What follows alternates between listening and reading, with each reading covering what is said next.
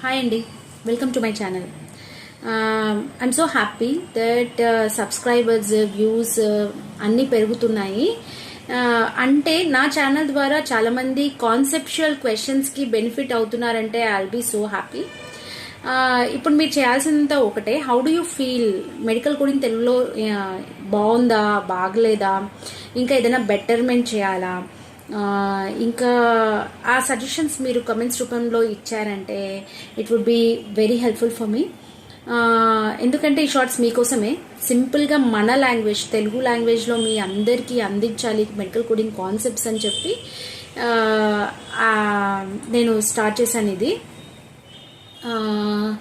ఇప్పుడు మీకు ఏదైతే డౌట్స్ ఉంటాయో, క్లారిటీ ఉండదో, కన్ఫ్యూషన్ ఉంటుందో, ఆ సిపిటి పైన కానీ ఐసిడి పైన కానీ మోడిఫైయర్స్ పైన కానీ మీరు కింద కమెంట్ సెక్షన్లో పెట్టారంటే డెఫినెట్గా I will try to make shorts in Telugu. ఏది కష్టంగా ఉండదు, మనం అనలైజ్ చేసి అర్థం చేసుకుంటే చాలా ఈజీ అయిపోతుంది కాన్సెప్ట్స్ అనేది.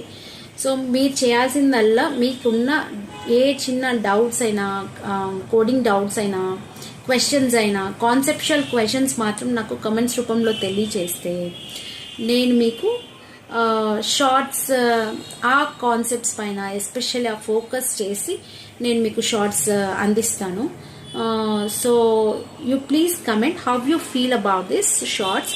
And second one is that the coding questions concepts పైన ఏ కాన్సెప్ట్స్లో మీకు క్లారిటీ కావాలో అది అడగండి.